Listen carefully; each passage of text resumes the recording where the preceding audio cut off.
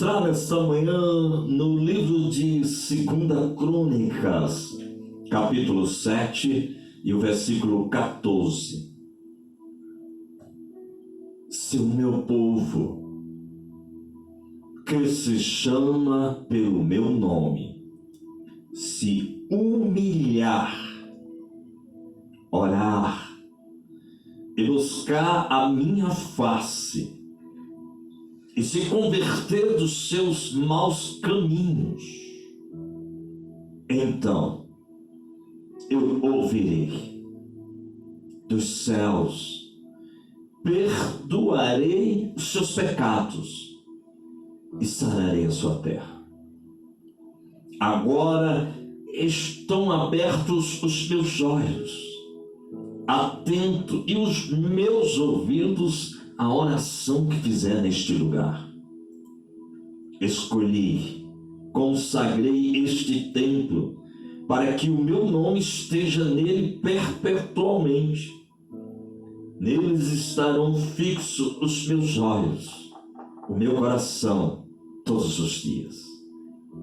Quanto a ti, se andares diante de mim, como andou Davi, o teu pai, e fizeres conforme tudo que eu te ordenar, e guardar os meus estatutos e os meus juízos, também confirmarei o teu trono, o teu reino, conforme a aliança que eu fiz com Davi, o teu pai.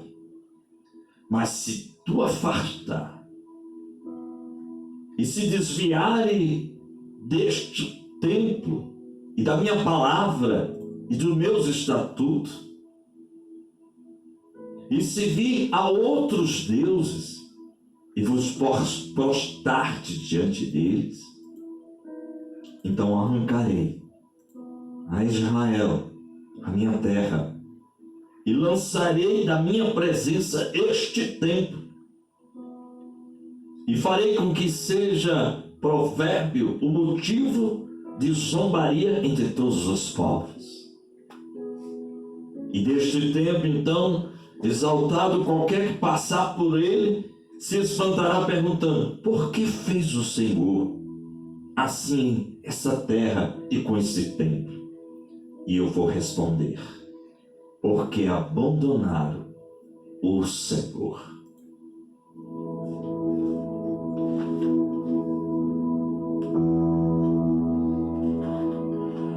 O que eu acho bonito de Deus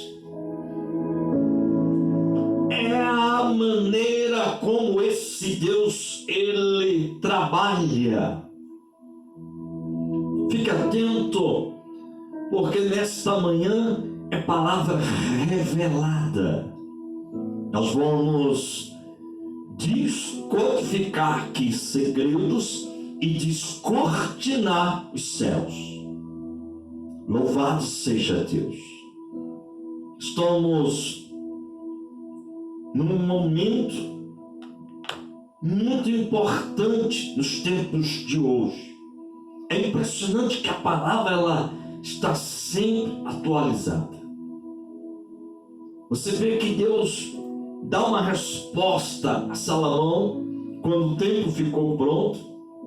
Todo aquele sacrifício, toda aquela oração, Salomão pedindo cobertura, pedindo sabedoria, discernimento para poder conduzir o povo de Deus, e Deus deu resposta. Agora tem algo aqui que eu preciso passar para vocês. Veja que Deus fala algo profundo para Salomão quando ele diz: se o meu povo que chama pelo meu nome. Nós vamos descodificar muita coisa aqui.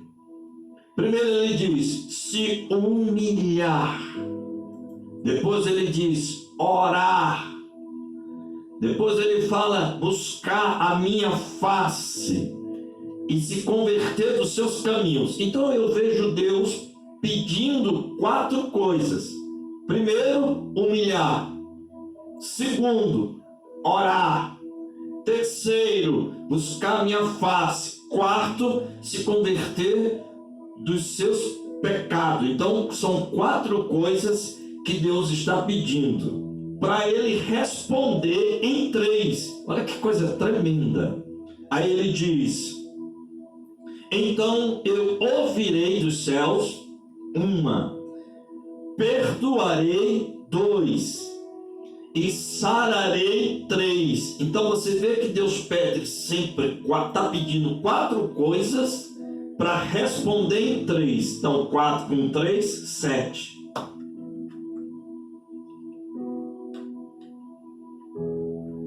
Quatro coisas Deus pede. Então fica tranquilo que se você, eu escuto muito dizendo: pastor, estão orando contrário, pastor, estão orando assim. Então descansa teu coração, porque tem um segredo até na oração. Porque se você é esta pessoa que se humilha, que ora, que está na face, está com a face diante de Deus, e também se arrepende dos seus pecados, então, meu filho, sua oração vai direto. Agora, como é que Deus vai ouvir alguém troncho? Como é que Deus vai ouvir alguém que não tem compromisso com Ele?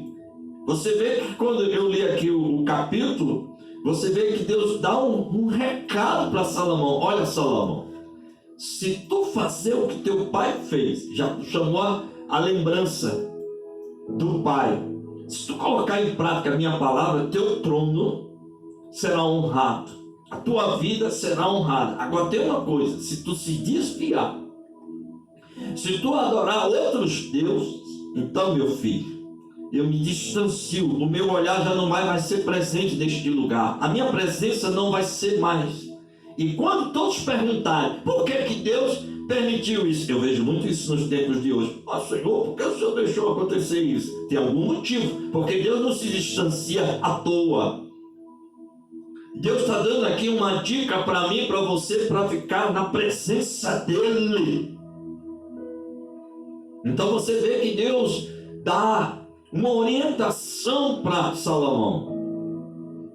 E olha que Salomão se perdeu no meio do caminho. E a consequência foi grande quando Nabucodonosor invade Jerusalém, leva os cativos, e toda a Israel fica 70 anos no cativo. E Deus mandou recado, Deus mandou aviso. Jeremias pagou um preço muito grande e eles não fizeram vista grossa, não deram ouvido o que Jeremias estava passando para o povo. Teve que, lá na frente, Deus honrar a aliança, porque se tem uma coisa que Deus não quebra, é a aliança, mas quem quebra somos nós. Porque você vê que Deus tinha uma promessa e cumpriu. Restaurou Jerusalém com Neemias, e que ninguém dava nada. Quem podia imaginar que um copeiro seria o instrumento que Deus ia usar para erguer os muros que estavam em cinza? Então Deus ouviu a oração de Salomão, o sacrifício que foi feito naquele tempo, e lhe orientou dizendo: faz o que eu estou te mandando. Porque até Deus disse algo para Salomão quando ele pediu sabedoria, quando Deus diz: eu vou te dar até o que tu não pediste. Você percebe a grandeza de Deus? Você percebe que Deus, ele quer honrar? Mas o que ele diz para Salomão?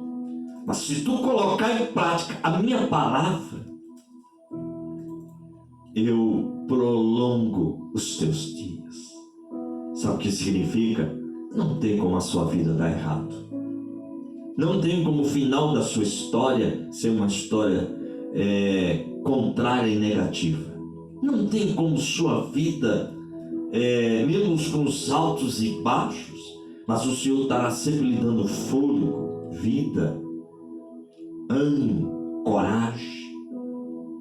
Esse prolongar, só Ele pode fazer isso. Quando todos ficam torcendo para dar errado, mas o oleiro chega sempre com a sua providência. Então você vê que Deus pede humilhar, orar, buscar minha face e se converter dos seus caminhos. Você vê que Deus não abre mão disso. E você vê que ele pede 4 coisas para responder em 3. E a forma como ele responde é algo assim que a gente chama a nossa atenção quando ele diz: eu vou ouvir. Você sabe o que é você ter a certeza que ele está te ouvindo quando todos passam despercebidos, não está nem aí para você? Perdoarei. Olha que coisa tremenda.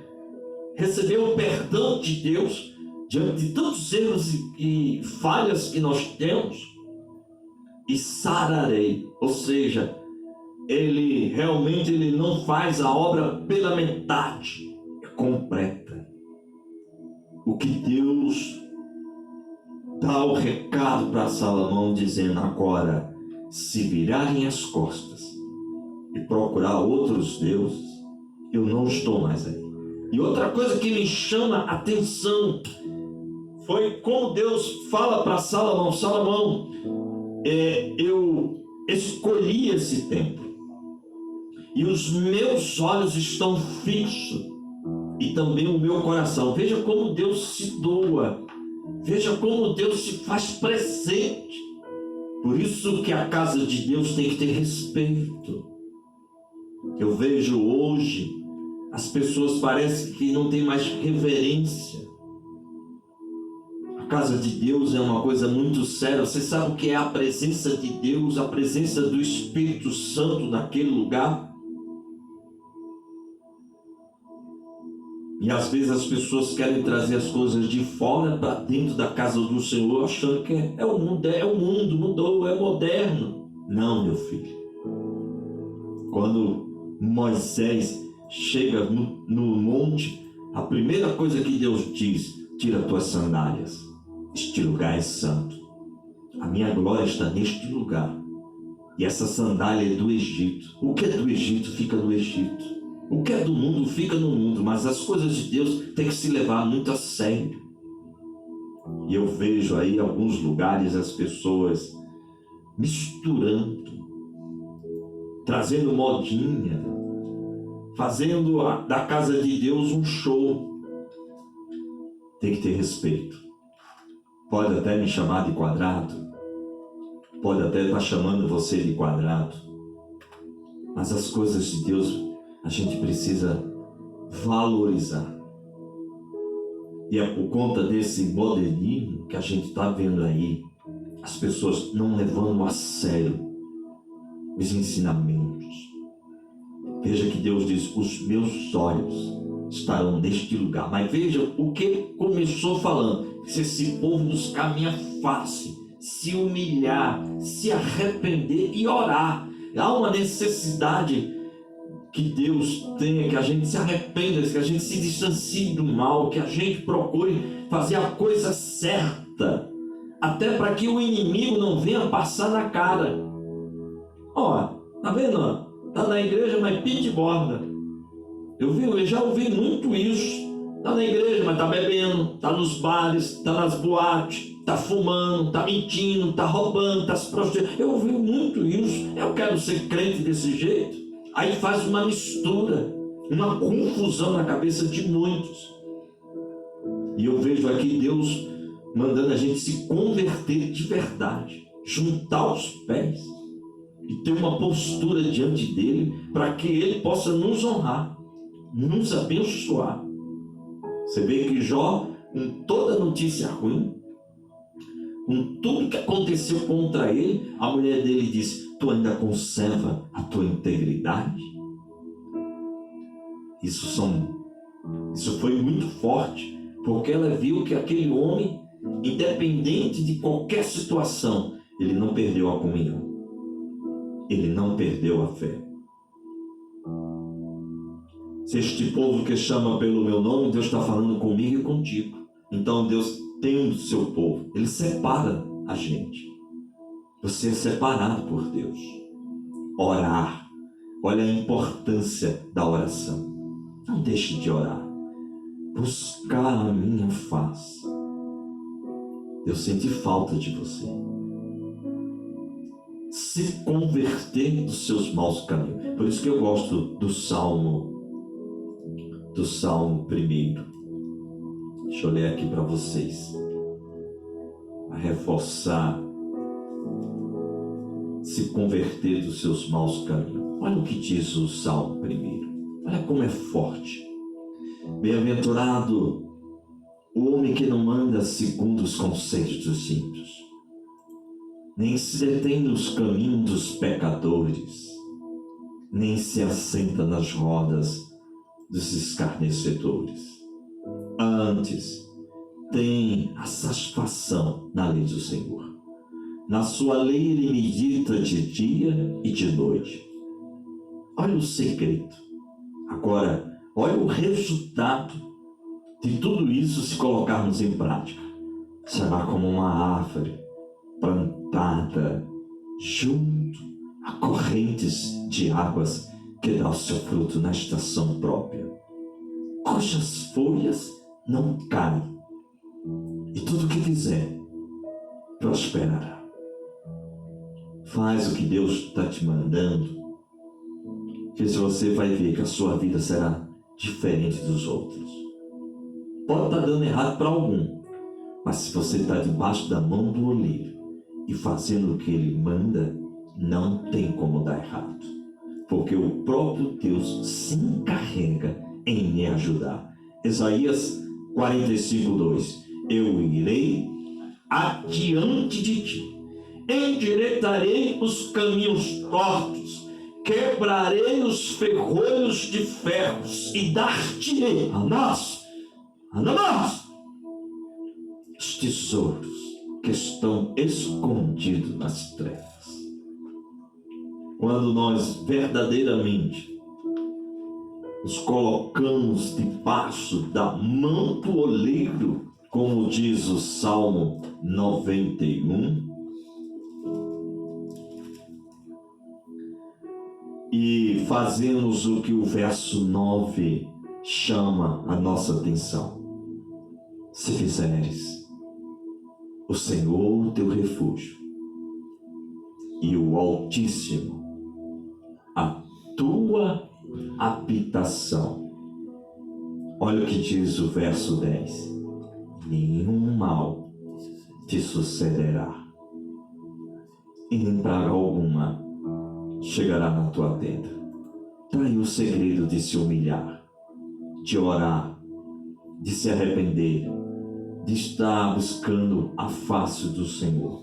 Porque se você ler o Salmo 91, verso 1, você vai ver a importância que Deus tem de você estar perto dele. Porque aquele que habita os esconderijos